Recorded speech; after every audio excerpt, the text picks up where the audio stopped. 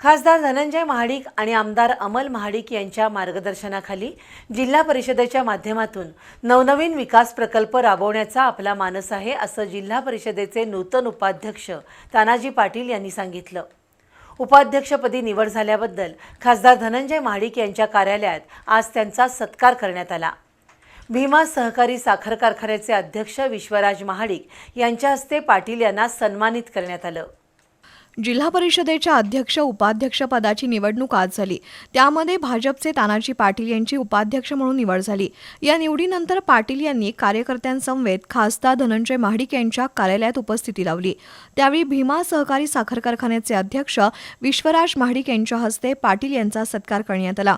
ग्रामपंचायत सदस्य आणि सरपंच पदापासून ते जिल्हा परिषद सदस्य आणि जिल्हा परिषदेच्या उपाध्यक्ष पदापर्यंतचा प्रवास भाजपच्या सर्व वरिष्ठ नेत्यांच्या आशीर्वादाने आणि खासदार धनंजय महाडिक, आमदार अमल महाडिक यांच्या मार्गदर्शनानुसार झालेला आहे। यापुढेही नेत्यांच्या मार्गदर्शनाखाली जिल्हा परिषदेचं कामकाज करणार असून नवनवीन विकास प्रकल्प राबवण्यावर आपला भर राहील, असं तानाजी पाटील यांनी सांगितलं। सत्कार समारंभावेळी मुळशिंगीचे माजी सरपंच जितेंद्र यशवंत, पंचायत समिती सदस्य सजित कांबळे, माजी सरपंच अप्पासाहेब धनवडे, अशोक दांगट, अनिल पाटील, विक्रम मोहिते, जितू कुसाळे, संजय चौगले, उदय पाटील यांच्यासह कार्यकर्ते उपस्थित होते।